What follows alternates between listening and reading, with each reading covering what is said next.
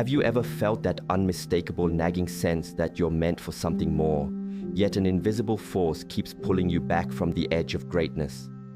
It's a feeling that hums beneath the surface of your daily routines, a quiet but persistent whisper in the moments before you fall asleep, a shadow of a grander version of yourself that you glimpse only fleetingly in moments of inspiration or quiet desperation. Have you watched others, colleagues, friends, even strangers on a screen, ascend to heights you've only dreamed of, achieving their wildest ambitions with a confidence that seems almost alien? Have you wondered what secret they possess, what hidden truth they were told in a private meeting with destiny that you weren't?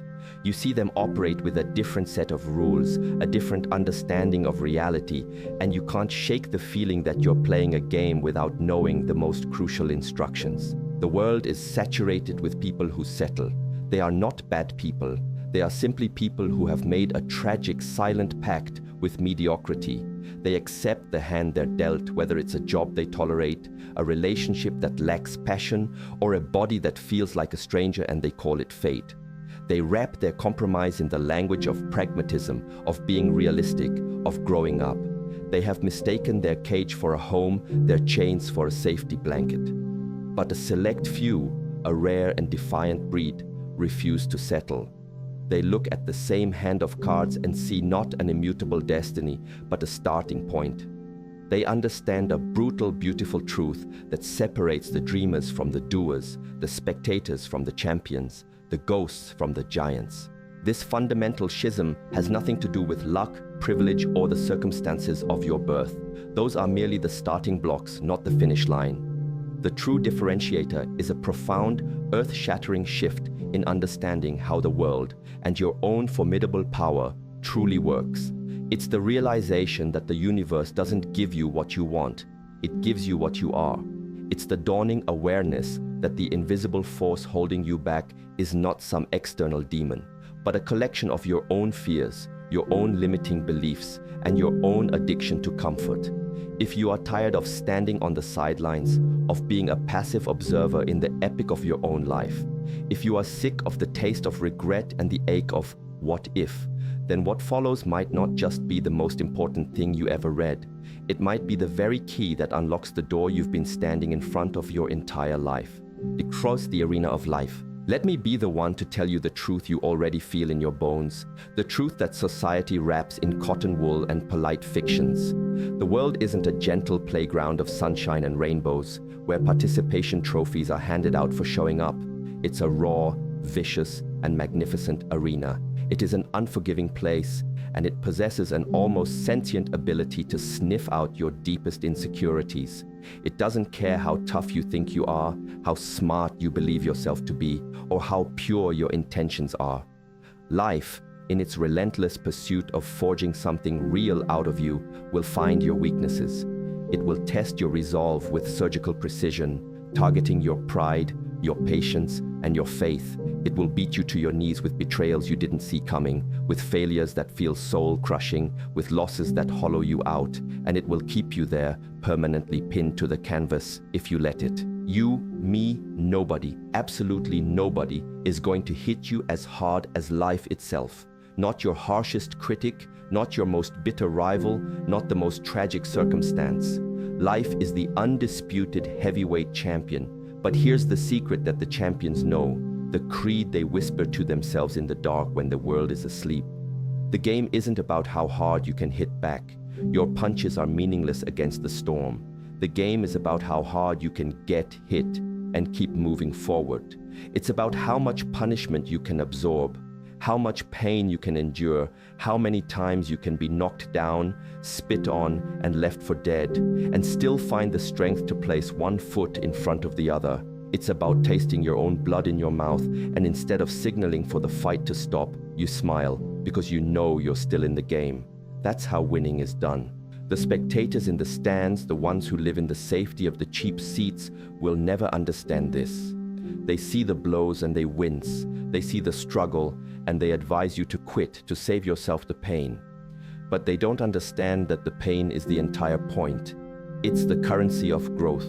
Every hit you take and stand back up from builds a callus on your soul. Every failure you endure and learn from sharpens your intellect. Every moment of despair you push through deepens your resolve. Winning is not about avoiding the storm, it's about becoming the storm. It's about learning to fight through the torrential rain and the howling winds, and refusing with every fiber of your being to drown. It's about standing in the center of the arena, battered and bruised but unbroken, and roaring back at the thunder. Yakas, the price of a second. Victory and defeat are not the grand cinematic events we imagine them to be. They are not separated by giant leaps, by monumental chasms that are obvious to all. They are decided in the silent, invisible spaces between moments. They are separated by the smallest of margins, an inch, a heartbeat, a fraction of a second. The difference between the wide receiver catching the game-winning touchdown and the ball glancing off his fingertips is the inch he failed to fight for. The difference between making the life-changing sale and losing the client to a competitor is the half second of hesitation before picking up the phone. It's a half step taken too early or a half step too late. A moment of doubt that flickers across your eyes, and the opportunity, a delicate and fleeting thing, vanishes forever into the ether of what might have been. These inches, these critical moments are all around us, every single day, disguised as the mundane. They exist in every break in the action, every minute of the relentless grind, every single second of decision. They are in the choice to hit the snooze button for just 5 more minutes, or to leap out of bed and attack the day. They are in the decision to make one more cold call when your spirit is weary, to do one more rep at the gym when your muscles scream in protest, to read one more chapter when your eyes are heavy with sleep. Success isn't one giant heroic act performed under the stadium lights. It's the sum total of winning thousands of these tiny, unglamorous, invisible battles that no one else will ever see or applaud you for. It is the cumulative effect of 1,000 small acts of discipline compounding over time into an unstoppable force. Life is a game of inches. The field is 100 yards long, but the game is won and lost in the 4 inches in front of your face. So is your life. The person who is willing to claw, to scratch, to fight, and to die for that inch is the one who will ultimately win. While others are looking for shortcuts and lottery tickets, the champion is obsessed with the inch. They understand that if they can win the inch, they can win the foot. If they can win the foot, they can win the yard. And if they can win the yard, they can march down the entire field of their life and claim their destiny. It's a battle of attrition fought in the currency of seconds. Are you willing to pay the price? Are you willing to bleed for that fraction of a second that separates the good from the great? Isaus, the guardian of your dream. You have a dream inside you. It may be buried under years of doubt, silenced by the noise of practicality, or starved by a lack of belief, but it is there. It is a fragile, beautiful, and sacred thing, a blueprint for the highest version of yourself, and it is your absolute, non-negotiable duty to protect it. Be warned. The moment you truly commit to that dream, the moment you speak it aloud and begin to take action, you will be surrounded by an army of people who will, consciously or unconsciously, try to tear it down. And the cruel irony is that the most dangerous enemies of your dream will often be the people closest to you, your friends, your family, the people who claim to love you. They are often the people who have given up on their own dreams. Because they couldn't do something, because they were too afraid to try, because they failed and never got back up, they will look you in the eye with absolute conviction and tell you that you can't do it either. They will project their own fears, their own failures, and their own self-imposed limitations onto you. They will disguise their doubt as concern, their cynicism as realism. They will say, "I'm just trying to protect you from disappointment," when what they are really protecting is the fragile narrative of their own surrendered life. If you succeed, it calls into question the excuses they've built their lives upon. Do not listen. Their reality does not have to be your own. You must become the fierce, uncompromising guardian of your ambition. You must build a fortress of self-belief around that fragile dream. Treat their unsolicited advice and their limiting beliefs as the poison they are. Smile, nod, and then turn around and work twice as hard. Your belief is the shield that protects your dream from the arrows of their doubt. When you want something, you don't ask for permission. You don't hope for it. You don't wish for it upon a star. You go get it. Period. It's a fundamental law of the universe, as certain as gravity. The person who believes they can and the person who believes they can't are both usually right. Your conviction is not arrogance. It is a necessary requirement for bringing something into existence that the world has not yet seen. Guard your dream with your life, because in a very real sense, it is your life. The chucks. The hunger for greatness. So many people say they want to be successful. They talk about it at parties. They post motivational quotes about it. They dream about it while they're sitting in traffic. But they don't truly want it. Not really. They sort of want it. They are interested in it. They want the results, the accolades, the money, the freedom. But they don't want the process. They want the crown, but they are unwilling to bear the cross. They want success as long as it doesn't interfere with their comfort, their social life, or their sleep schedule. The unvarnished truth is, you don't want success more than you want to go to the party on Friday night. You don't want it more than you want to be seen as cool and relaxed by your friends. You don't want it more than you want to binge watch that new series. Most of you, if you're being brutally honest with yourself in the dead of night, don't want success more than you want sleep. But the person who makes it, the one who breaks through the ceiling of their potential, wants it more than they want to breathe. They are willing to sacrifice who they are for who they will become. Their desire is not a casual preference. It is an all-consuming, world-altering obsession. While you are sleeping, they are working.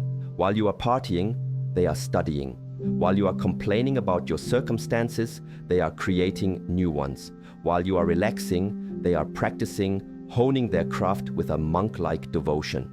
While you are seeking comfort, they are actively seeking discomfort because they know that is where growth lies. Their hunger for greatness is so profound, so visceral, that it overshadows everything else. It reorders their priorities. It dictates their choices. It fuels them when willpower runs dry. The question is not, do you want it? That's a shallow question with an easy answer. The real question, the one that separates the contenders from the pretenders, is, what are you willing to give up for it? What comfort, what pleasure, what relationship, what part of your old self are you willing to place on the altar of your ambition? Your answer to that question will determine your destiny. La prawn, the light you're afraid of.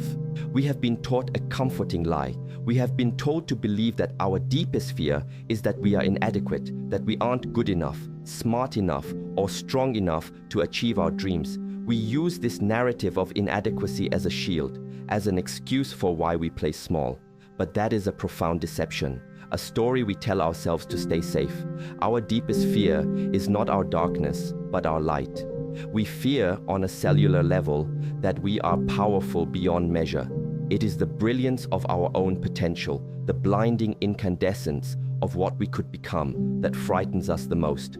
Who are you to be brilliant, gorgeous, talented, and fabulous? Who are you to write the great novel, to start the revolutionary company, to lead the movement, to become the icon?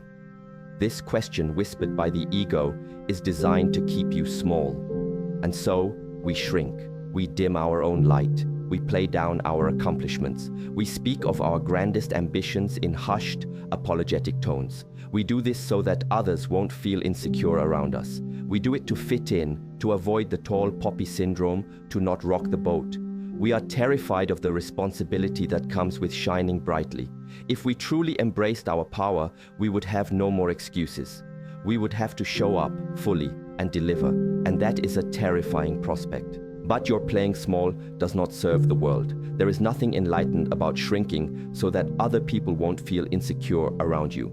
Your fear serves no one. Your hidden talents benefit no one. Your silenced voice inspires no one. We are all meant to shine, as children do, without apology or reservation. We were born to make manifest the glory of the universe that is within us. It's not just in some of us, it's in everyone. And as we let our own light shine, we unconsciously give other people permission to do the same. As we are liberated from our own fear, our presence automatically liberates others. So don't be afraid to fail. Be terrified of the regret of not even trying. Be terrified of reaching the end of your days and realizing that you lived your entire life in the shadows because you were afraid of your own magnificent light.